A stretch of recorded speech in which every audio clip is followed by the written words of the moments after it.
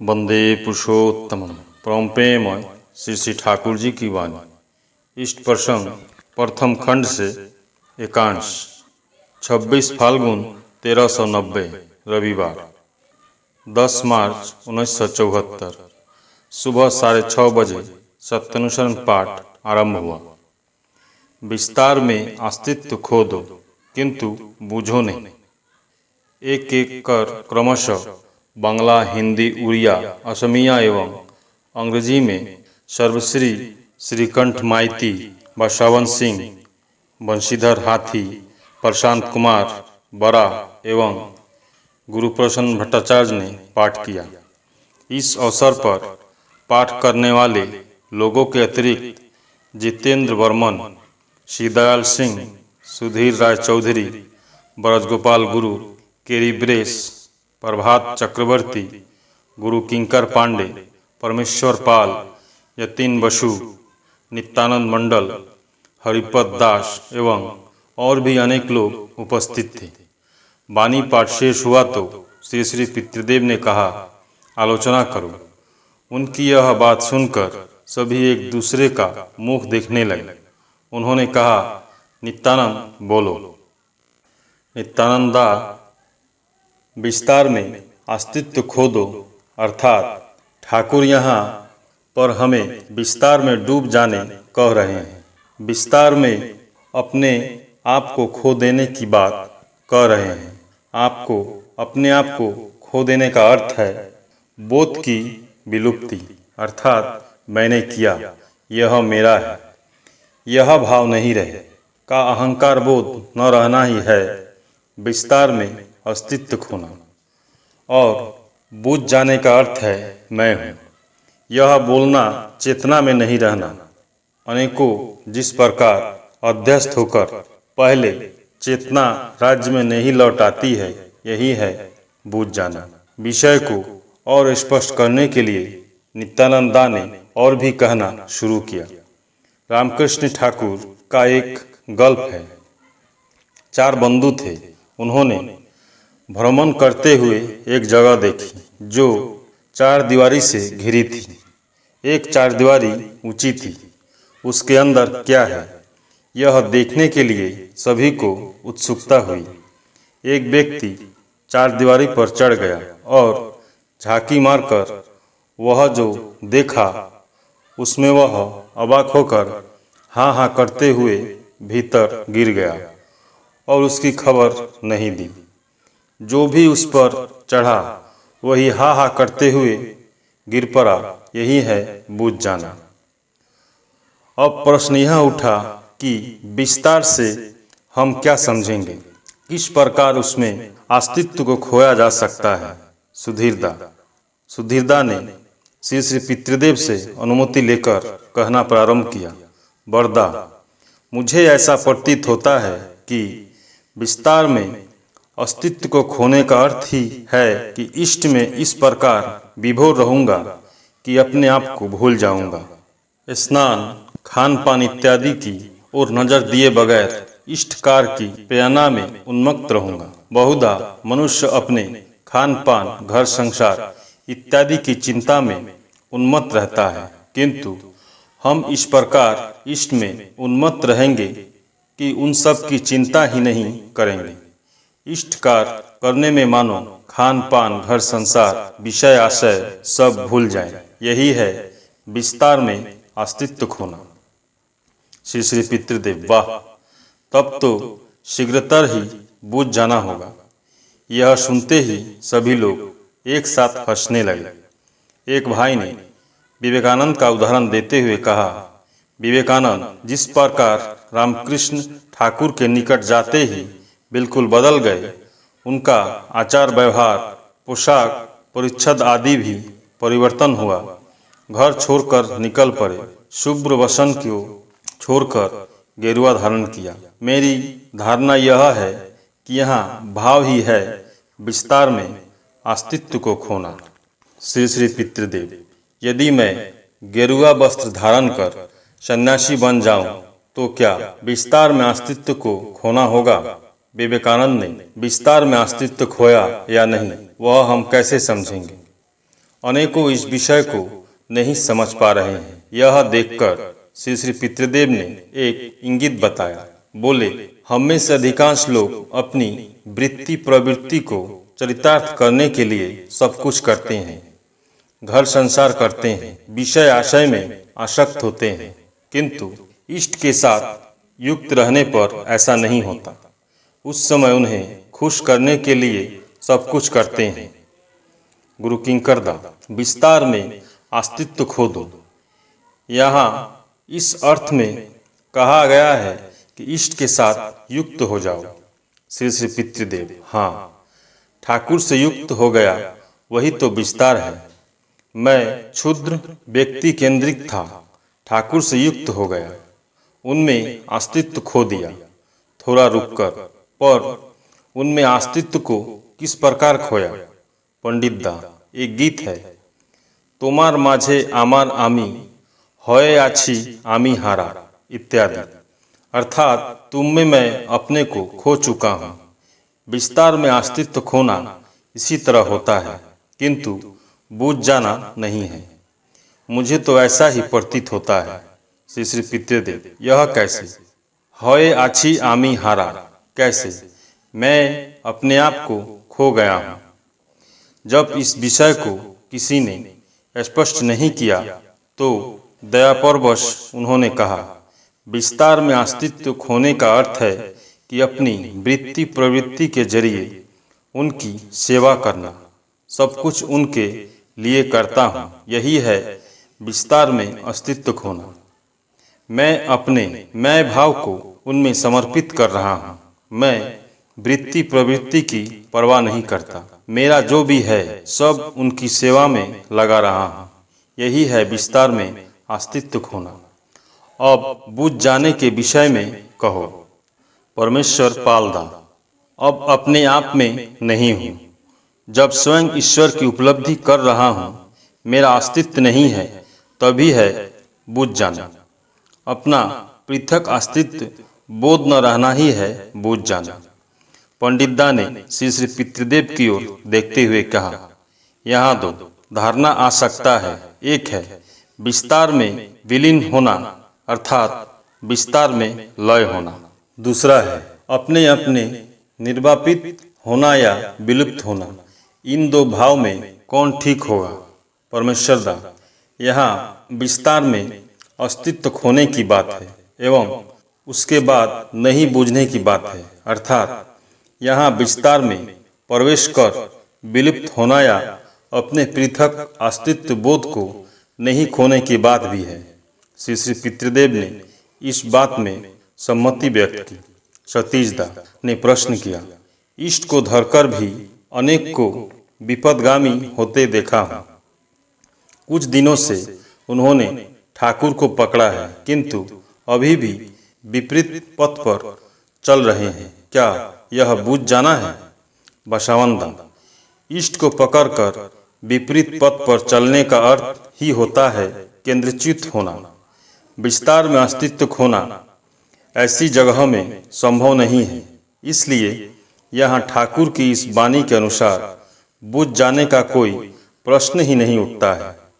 इष्ट निर्देश के विपरीत पथ पर चलना ही है इष्ट विमुख होना। इसलिए विस्तार में अस्तित्व खोना भी नहीं हो रहा है, बुझ जाना भी नहीं हो रहा है। इस बात को भी स्पष्ट करते हुए बसवंत बोले, तुम प्रभु हो, मैं दास हूँ।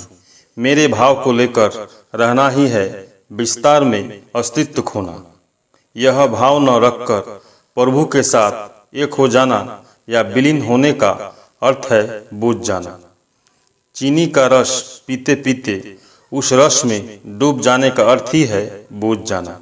श्री श्री पितृदेव, हाँ, बुझ जाने की बात ही है उनमें लय होना। चीनी का रस पीते पीते उसी में डूब जाने की बात है। उसके बाद रस पिया नहीं जा सकता है। ठाकुर ने इष्ट के लिए हो जाने कहा है, किंतु बुझ जाने को मना किया है, कारण उसमें मेरा उपभोग और नहीं है। श्री श्री पितृदेव ने उपस्थित लोगों से पूछा, विस्तार में अस्तित्व खोदो के साथ बुझो नहीं। शब्द के योग करने की क्या कोई आवश्यकता थी? मैं जजन जाजन इष्टवृत्ति कर रहा हूँ, इष्ट कार्य में लगा हूँ, कैसे बूझ रहा हूँ। सभी को मौन देखकर श्री पितृदेव ने और एक बार प्रश्न उल्लेख करते हुए व्याख्या की, किंतु बूझ जाना कैसे हुआ? बूझ जाने का मतलब यह है कि इष्ट कार्य करते करते साधक को बहुधा यह बोध होता है कि सब कुछ तो वे ही है, वे ही सब कर रहे हैं, मैं क्या कर रहा हूँ, मुझे करना ही क्या है। वह भाव आते आते करने का भाव नहीं रहता है, शरीर भी जड़ हो जाता है।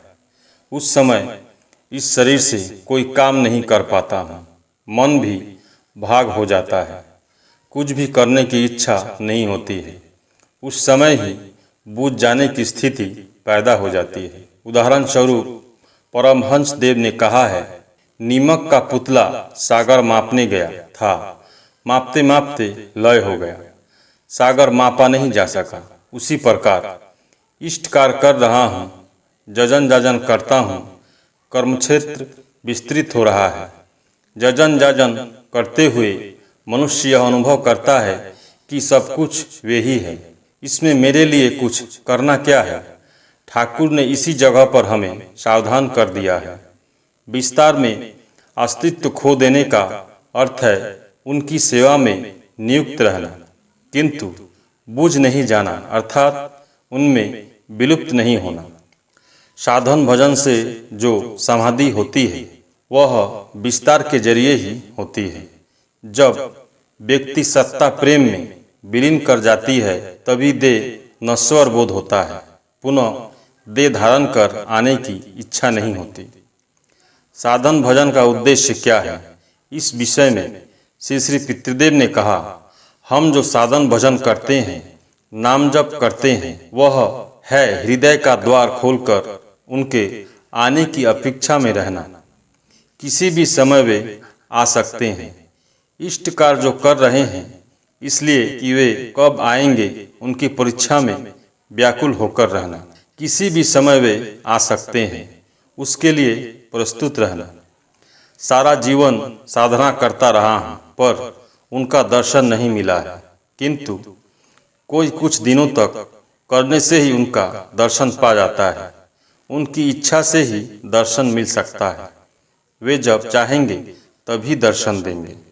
पर इस प्रकार प्रतीक्षा में रहने से दर्शन पाऊंगा ही, एक न एक दिन उनका दर्शन पाऊंगा ही। परमेश्वर दास, वृत्ति प्रवृत्तियों को नियंत्रित करने पर ही तो उनका दर्शन पाना संभव है। श्री पितृदेव, वृत्ति प्रवृत्ति पर कोई प्रभुत्व नहीं कर सकता है, वे उनके हाथ है।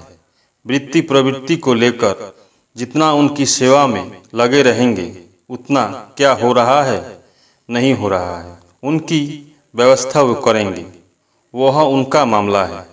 मुझे करना है सिर्फ सब कुछ के द्वारा उनकी सेवा करनी है। उनकी सेवा में नियुक्त रहने पर वे सभी प्रवृत्ति वृत्तियाँ वेगवती होती है, सभी सारी अनुभूतियाँ सूक्ष्मतर होते रहते हैं। तो जितना इष्ट प्राण है उनकी इंद्रियां उतनी प्रखर होती है, श्रवण शक्ति प्रबल होती है, घ्राण शक्ति प्रबल होती है, सारी शक्ति प्रबल होती है, राग द्वेष ये सभी प्रबल होते हैं। आवश्यकता होने पर ये सभी प्रकाश में आते हैं। असली बात है जो कुछ है सबको लेकर उनकी सेवा में लगना। जो उनकी सेवा में नहीं लगता है उसके प्रति मेरा विराग होता है। श्री पितृदेव भाव विभोर हो कहते जा रहे हैं। वैराग्य का क्या अर्थ है? उसका अर्थ है इष्ट के प्रति इतनी टान रहती है कि दूसरी चीजों पर वितराग होता है। इष्टानुराग के बिना क्या जोर जबरदस्ती वैराग्य आता है? इष्ट कार्य करते करते वैराग्य आता है। जो उनकी सेवा में नहीं लगता है वे उसे पसंद नहीं करते हैं, उसे झाड़कर फेंक देना। जो वे पसंद नहीं करते हैं उससे विराग आता है, यही है वैराग्य। मछली के बिना एक समय मेरा काम नहीं चलता था, मछली के बिना भात नहीं खाया जाता था। अब ठाकुर को पकड़ने के बाद मछली खाने की इच्छा नहीं होती है। मछली खाने से विराग हो गया। इसी तरह हम लोगों में से कितनों लोगों को भाव हुआ है। जिसका ऐसा भाव हो चुका है वह समझ सका है। यह जैसा सहज है वैसा कठिन भी। एक भाई ने निकट से ही प्रश्न किया, वरदा उनका दर्शन पाना कैसी चीज है? श्री श्री पितृदेव, यह अनुभूति की बात है। जिस भक्त का जैसा अनुभव होता है। अनुभव शब्द में है पश्चात में होना, अनु पश्चात में भव होना। जैसे तुम होगे वैसे तुम पाओगे। इस बार श्री श्री पितृदेव ने एक भाई से पूछा, उनका दर्शन पाने के विषय में तुम्हारी कैसी धारणा होती है? उक्त भाई, मेरी धारणा है कि वे सर्वत्र विराज करते हैं, सर्वघट में वे हैं। श्री श्री पितृदेव, उस भाव में ही तुम उनको पाओगे। और कुछ ऐसा भी है जो उन्हें वास्तव मनुष्य के रूप में लेते हैं एवं उसी भाव में ही उनका दर्शन पाते हैं। यह साधक की अनुभूति का मामला है। साधक को एक एक भाव भूमि में एक एक तरह की अनुभूति होती है। सभी तो एक भाव से उनकी भजना नहीं करते, इसलिए वे एक भाव से पाते भी नहीं हैं। सत्यानुसन पाठ शेष होते ही पंडित दा ने आचार्य चर्चा पाठ की। प्रथम खंड 503 नंबर वाणी। जिनके जीवन की भूमि या व्यक्तित्व का आधार शिथिल या स्थल है, उनका व्यक्तित्व भी उसी तरह दोलायमान, असंलग्न, परिवर्तनशील है। सतीश दा ने प्रश्न किया, जीवन की भूमि क्या है या व्यक्तित्व का दाड़ा आधार ही क्या है? परमेश्वर दा, यहाँ आदर्श को ही जीवन की भूमि कहा गया है। जिस पर निर्भर करके जीवन खड़ा है वही है जीवन की भूमि। व्यक्तित्व का दायरा वही है जिस पर अवलंबित होकर व्यक्तित्व विकसित होता है। वह दायरा जितना शिथिल व स्थल धीमा होता है, व्यक्ति भी उतना दुल्यमान होता है। सतीश दा, यानी जिसके जीवन का केंद्र आदर्श पुरुष नहीं है, उसका व्यक्तित्व दृढ़ नहीं होता है। किंतु हम तो ठीक उसके विपरीत दृष्टांत देखते हैं। विद्यासागर के जीवन में तो कोई आदर्श पुरुष या इष्ट नहीं थे, किंतु उनके व्यक्तित्व की कोई तुलना नहीं हो सकती। और यह भी देखता हूँ कि अनेकों ने जीवन में आदर्श पुरुष ग्रहण किया है, किंतु उनका व्यक्तित्व दोदुल्यमान है। बसवंदा, जिनके जीवन की नींव या आदर्श पिता माता या दूसरा कोई है, वे भी उस आदर्श के अनुसार व्यक्तित्व के अधिकारी हो उठते हैं। यदि वे ठीक तरह से उस आदर्श का अनुसरण करें, पुनः उनके जीवन के केंद्र आदर्श पुरुष रहते हैं, किंतु वे श्लथ या शिथिल आचरण में अभ्यस्त है, उनका व्यक्तित्व भी दोलायमान होता है। इसलिए इष्ट को पकड़कर भी मनुष्य दृढ़ व्यक्तित्व का अधिकारी नहीं होता। श्री श्री पितृदेव, विद्यासागर के जीवन में इष्ट नहीं थे, ऐसी बात बहुत बुरी है। इष्ट ऐसे हैं जो वे सब रूप में हैं, वे सब में हैं। विद्यासागर की माँ में भी वे वर्तमान थे। बसवंदा, किसी के प्रति प्रकृत टान रहने से अंत में वह इष्ट को धरेगा ही। यदि किसी को भी प्रकृत टान माँ के प्रति रहती है, वह टान इष्ट के प्रति होती ही है, वह इष्ट को पकड़ेगा ही। शायद विद्यासागर की मातृभक्ति में कहीं त्रुटि थी, अन्यथा वे इष्ट को पकड़ते, श्री श्री रामकृष्ण को ग्रहण कर सकते थे। श्री श्री पितृदेव ने विरक्त हो कहा, ये बातें मुझे सुनने में भी अच्छी नहीं लगती है। थोड़ी देर रुककर, विद्यासागर की माँ ही उनका इष्ट थी। माँ बाप भी इष्ट है। ठाकुर ने कहा है, माँ बाप ही ईश्वर होते हैं। माँ बनना मामूली बात नहीं है। जन्म जन्मांतर कितनी साधना करके माँ बनती है। केवल बच्चा पैदा करना ही माँ का दायित्व नहीं है। माँ का अनेक दायित्व है।